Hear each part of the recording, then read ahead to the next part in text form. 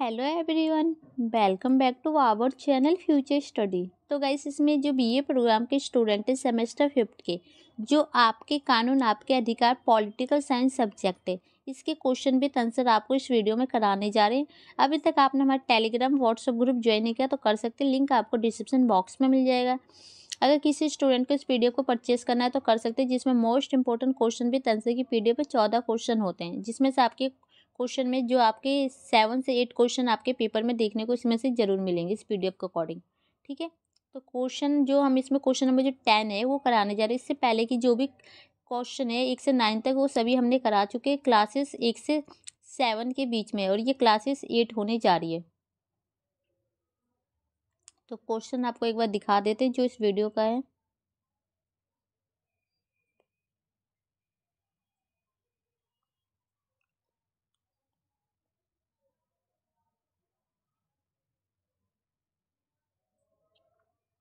तो ये रहेगा इस क्वेश्चन नंबर 10 जो आपके सामने, इस क्वेश्चन का आंसर आपको कराएंगे। तो क्वेश्चन देखिए क्या है, कानून के शासन पर विचार क्या है। मतलब सबसे पहले आपको बताना जो कानून का शासन क्या है। भारत में आपराधिक न्याय प्रणाली के विकास का वर्णन कीजिए। तो जो इसके आपराधिक न्याय प्रणाली है उसका विकास कैसे हुआ है भारत में, उसके बारे में बताना। ठीक है, इसी में एक ऑप्शन वाला क्वेश्चन भी पूछा जा सकता है, क्या आप मानते हैं कि कानून के शासन की अवधारणा ने भारत में आपराधिक न्याय व्यवस्था को मजबूत किया है, विवेचना कीजिए। तो इस टाइप से भी क्वेश्चन आ सकता है, इस टाइप से भी क्वेश्चन को घुमा सकते हैं। तो कानून के शासन के अकॉर्डिंग क्वेश्चन आए तो आप आंसर लिख सकते हैं। तो सबसे पहले हम देखेंगे कि कानून का शासन की जो अवधारणा है वो क्या है। तो यहाँ देखिए, कानून का शासन कानून की अवधारणा पर आधारित है। कानून संप्रभु का आदर्श होता है जो सभी को मान्य होता है, क्योंकि वह सामाजिक न्याय की भावना पर आधारित होता है। इसी कारण सभी लोग कानून की आज्ञा का पालन करते हैं। जिस राजनीतिक समाज में कानून को उचित महत्व दिया जाता है वहीं पर कानून के शासन की स्थापना हो जाती है। तो देखो, जो कानून है उसको सभी व्यक्तियों के लिए होता है और वो सभी व्यक्ति उसको मानते हैं, और वो एक सामाजिक न्याय व्यवस्था होती है। उसको अकॉर्डिंग ही जो कानून है ना, सभी की आज्ञा का पालन करते हैं, सभी लोग उसकी पालन करते हैं। प्लस जो राजनीतिक समाज है ना, उसमें कानून का बहुत ही ज़्यादा महत्व दिया जाता है। और वहीं पर जहाँ राजनीतिक में कानून को महत्व दिया गया, वहीं पर जो आपको कह सकते हैं कानून के शासन की जो स्थापना हो जाती है। तो ये आपको पेपर में आ सकता है, कानून क्या है, तो इसको अकॉर्डिंग आप बताएंगे। अब देखिए, कानून के शासन का अर्थ क्या है, उसको अकॉर्डिंग देखिए। अर्थ है कि किसी देश में कानून की स्वच्छता है और कानून के ऊपर कोई नहीं। मतलब कि जो बताया जा रहा है कानूनी सब कुछ है और कानून के ऊपर कुछ भी नहीं है।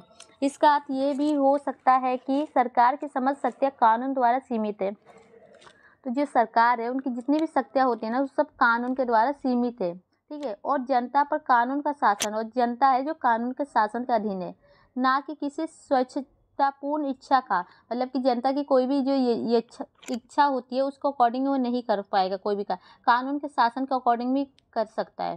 ठीक है, अब देखिए कानून के शासन की परिभाषा।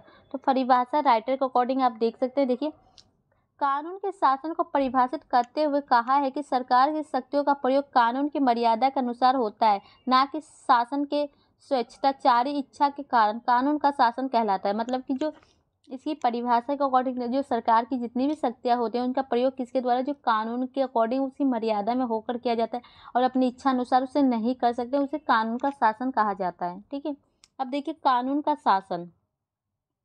कई लोगों के लिए कानून का शासन एक मायावी अवधारणा हो सकती है। इसे अन्य आदर्शों जैसे न्याय या अधिक विशेष चीज़ों जैसे कानून या अपराध रोकथाम से जोड़ना आसान है।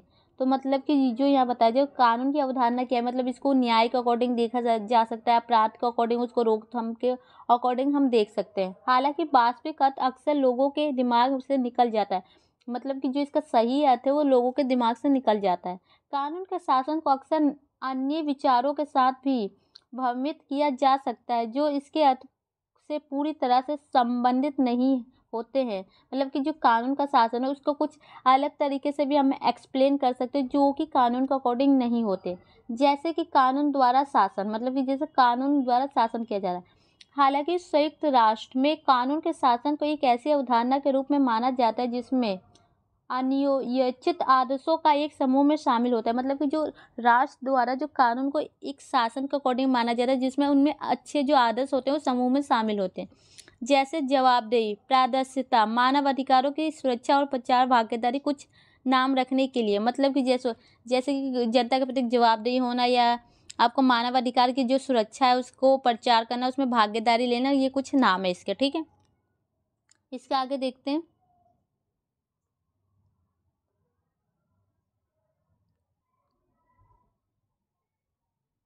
महासचिवालय के अनुसार कानून का शासन कानून का एक सिद्धांत है जिसे राज्य सहित सभी व्यक्ति, संस्था और संस्थाएं सार्वजनिक और निजी उन कानूनों के प्रति जवाबदेही है जो सार्वजनिक रूप से, समान रूप से लागू और स्वतंत्र रूप से निर्णय होते हैं। तो मतलब ये बताया जा रहा है कि जो महासचिवालय के अनुसार कानून का शासन क्या है, तो ये किस सिद्धांत के अकॉर्डिंग आधारित होता है। इसमें जो राज्य होते हैं प्लस जो व्यक्ति, संस्थाएं होती है, उस सबको कानून के अकॉर्डिंग सार्वजनिक प्लस निजी जो भी होते हैं उनके प्रति जवाबदेही होनी होती है। और जो कानून के जो सार्वजनिक होते हैं ना, उनके रूप में वो स्वतंत्र भी होते हैं और वो निर्णय ले भी सकते हैं, उसे लागू भी किया जाता है। ठीक है, और जो अंतर्राष्ट्रीय मानवाधिकार मापदंड और मानकों के अनुकूल अनुरूप है, और जो ये मानवाधिकार के अकॉर्डिंग, अंतर्राष्ट्रीय के अकॉर्डिंग इसे देखा जाता है। इनमें कानून की स्वच्छता, कानून के समझ, समानता, कानून के प्रति जवाबदेही, कानून के अनुप्रयोग में निष्पक्षता, शक्तियों का पृथक्करण, निर्णय लेने में भागीदारी, कानून निश्चितता, मनमानी से बचाव के सिद्धांत का पालन सुनिश्चित करने के उपायों की आवश्यकता है। तो जो इसमें क्या क्या चीज़ें की ज़रूरत है, जैसे कि समानता, कानून के प्रति जो जवाबदेही होना, उसका जो गलत प्रयोग नहीं करना, उनकी शक्तियों का जो पृथक्करण करना, ये सब इनके लिए ना भागीदारी है जो इसको सुनिश्चित किया गया इसके उपाय के द्वारा, इसके सिद्धांतों के द्वारा। ठीक है, इसका आगे देखिए, कानून के शासन की विशेषता। अब आपके पेपर में आ सकता है कि जो कानून का शासन है उसकी विशेषता बताइए, या उसके महत्व बताइए, या उसके लाभ बताइए। तो इस टाइप से भी पूछा जा सकता है, तो ये आप बता सकते हैं। कुछ पॉइंट है जो हमने आपको यहाँ लिखा है, देखते हैं। कानून का शासन कानून की स्वच्छता के सिद्धांत पर आधारित है। इसमें कानून को बहुत अधिक महत्व दिया जाता है क्योंकि कानून को स्वच्छता प्राप्त होती है। तो इसमें जो कानून को बहुत ज़्यादा ही महत्व दिया जाता है इस सिद्धांत को, जिसमें स्वच्छता प्राप्त होती है। ठीक है, सेकंड पॉइंट है, कानून का शासन सामाजिक न्याय की स्थापना करता है। इसमें जो सामाजिक न्याय होती है उसकी स्थापना होती है। थर्ड पॉइंट है, कानून का शासन राजनीतिक समानता की स्थापना करता है। इसमें जो राजनीतिक समानता होती है उसकी भी स्थापना की जाती है। फोर्थ पॉइंट देख सकते हैं, कानून का शासन नागरिक अधिकार और स्वतंत्रताओं की रक्षा करता है। जो व्यक्ति के नागरिक अधिकार होते हैं प्लस उनकी जो स्वतंत्रताएं होती है उन सबकी रक्षा की जाती है। 5 पॉइंट देखिए, कानून का शासन सरकार की निरंकुशता को रोकता है तथा संवैधानिक सरकार की स्थापना करता है। इसका 6 पॉइंट है, कानून का शासन राजनीतिक व्यवस्था में सुव्यवस्था बनाए रखता है। तो जो राजनीतिक व्यवस्था को एक अच्छी तरह बनाए रखता है। 7 पॉइंट है, कानून का शासन प्रशासन में नौकरशाही की स्वच्छता चरित्र को रोकता है। इसका 8 पॉइंट होगा जो आपका, कानून का शासन राजनीतिक विकास का मार्ग प्रकाशित करता है। तो मतलब कि जो कानून का शासन है उसके द्वारा राजनीतिक विकास भी हो रहा है। कानून का शासन संवैधानिक आदर्शों और मूल्यों की रक्षा करता है और इनकी प्राप्ति में सरकार की सहायता करता है। जो भी आपके मूल्य होते हैं, संवैधानिक आदर्श होते हैं, उनकी रक्षा भी करता है और सरकार को इनकी सहायता करता है इनको प्राप्त करने में। और इसका 10 पॉइंट आप देख सकते हैं,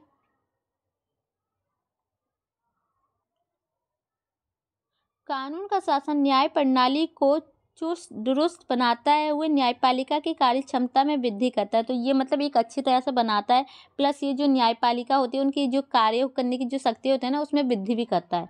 अब इसके आगे कुछ पॉइंट देखिए, भारत की आपराधिक न्याय प्रणाली का विकास प्राचीन से वर्तमान तक, मतलब कि प्राचीन समय से और अभी तक के जो भी आपराधिक प्रणाली है उसमें जो विकास हो रहा है वो कैसे हो रहा है उसको अकॉर्डिंग ये पॉइंट है। ठीक है, आपके क्वेश्चन में ये पॉइंट था, पूछा गया है। ठीक है, तो देखिए, प्राचीन भारत का न्यायशास्त्र जिसे धर्म की अवधारणा द्वारा आकार दिया गया था, सही आचरण के विभिन्न नियमों को निर्धारित करता है।